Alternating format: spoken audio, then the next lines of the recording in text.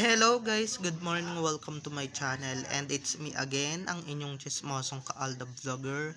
So gusto ko munang magpasalamat sa inyong lahat sa mga walang sawang tumatangkilik, nanonood, sumusuport at sumusubaybay sa aking mga content araw-araw dito sa aking channel. So thank you so much for the love and support na binibigay ninyo, especially sa oras na nilalaan ninyo para manood dito sa channel ko. So, eto sa lahat ng mga nag-e-expect ng pasok today, wala akong pasok dahil napakatindi ng bagyo. So, ingat-ingat po tayo.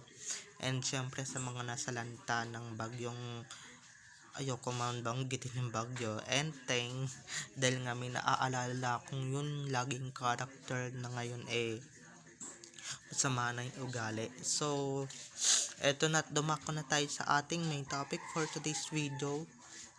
Good choice naman para sa abot kamay na pangarap na tanggalin na itong isang character na pampagulo and syempre bad vibe sa aming Aldab Nation. So, eto na guys, watch this. Mamaya ipapaliwanag ko sa inyo ng buong buo.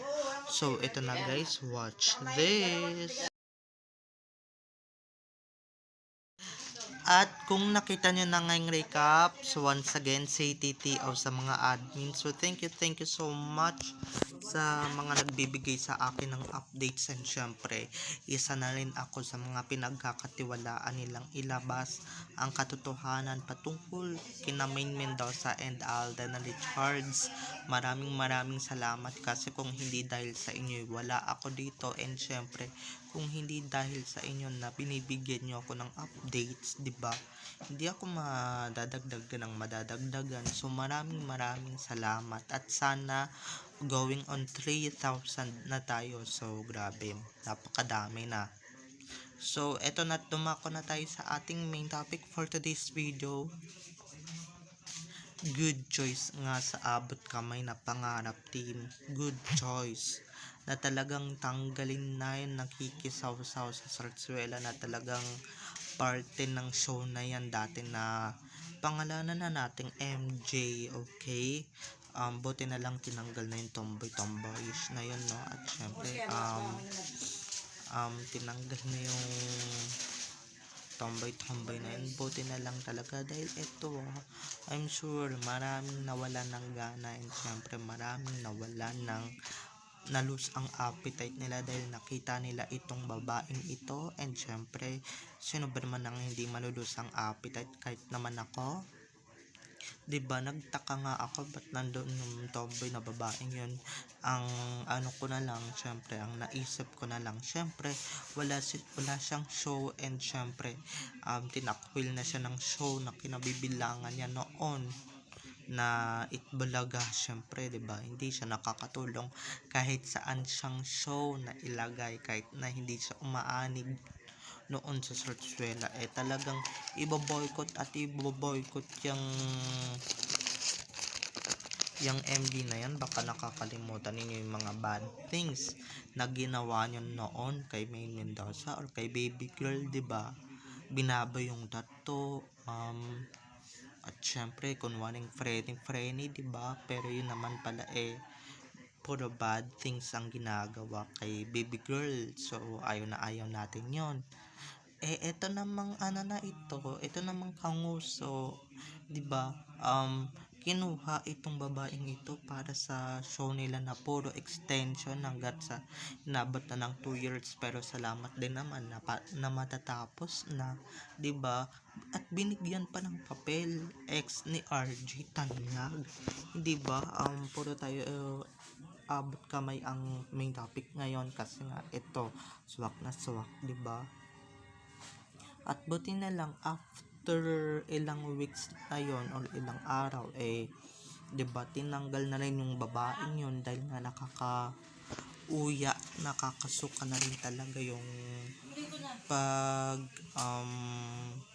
uugali and syempre kunin mo na, nakakasuka and syempre nakakaloka yung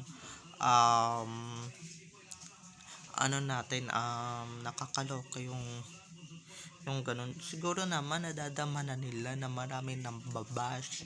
And syempre siguro naman, no, napapansin din naman ng abot kamay na yung mga tweets natin, kaya ganon.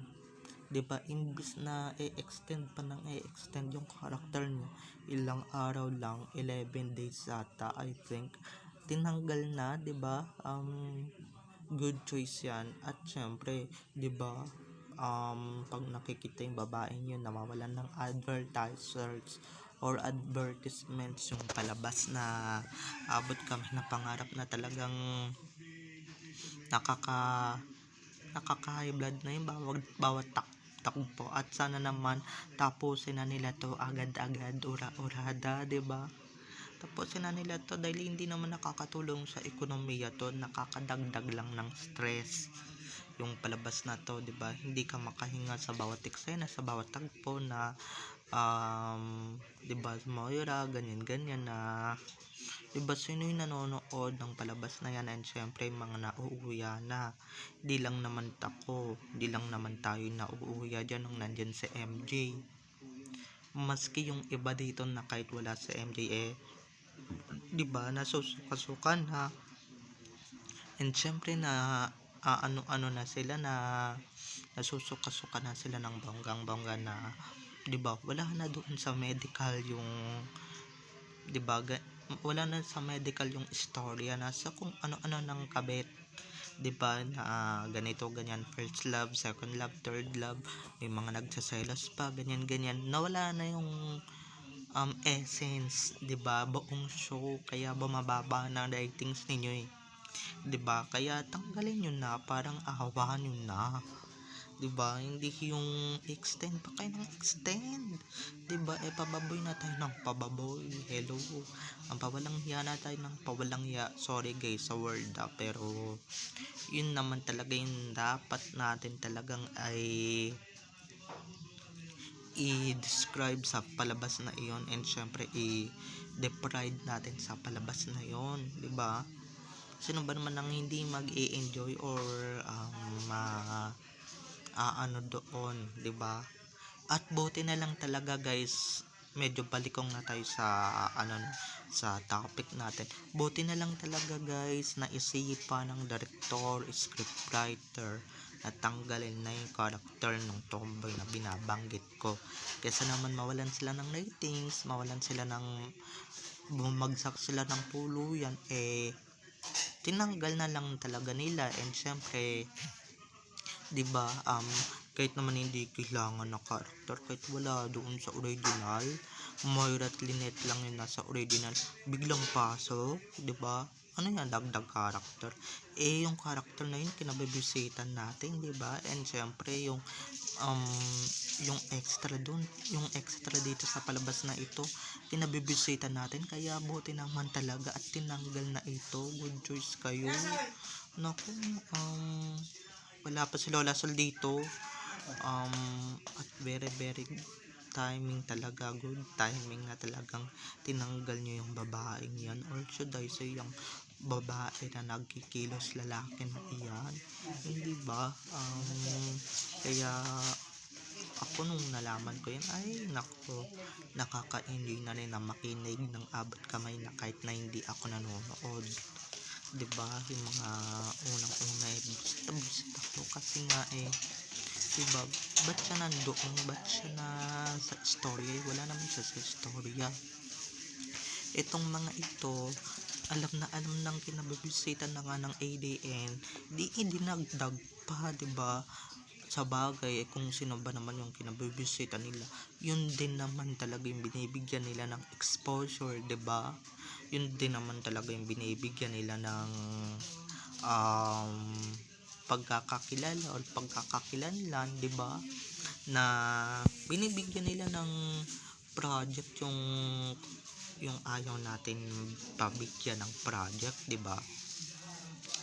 Yung ayaw natin mabigyan ng exposure. So hanggang dito na lang tayo mga ka-ADN ha. Gusto ko man habaan yung sinasabi ko, pero baka mamaya, 'di ba, makapagsabi na ako ng bad words dito pagka tinuloy na pa natin. So bye-bye na mga ka-ADN. I love you also. Wag sa mga hindi pa nagsusubscribe ha. Wag ninyong kalimutan na mag-subscribe dito sa aking channel, and wag ninyong kalimutan na i-click ang notification bell para sa ganon pag nag-upload ako, kayo agad ang unang-unang makapanood, and syempre kayo agad ang unang makasaksi ng ating mga ikakwento tungkol kina May Natal din, and syempre tungkol sa kanilang mga buhay-buhay inside or outside man yun sa showbiz. Okay, bye bye, I love you all.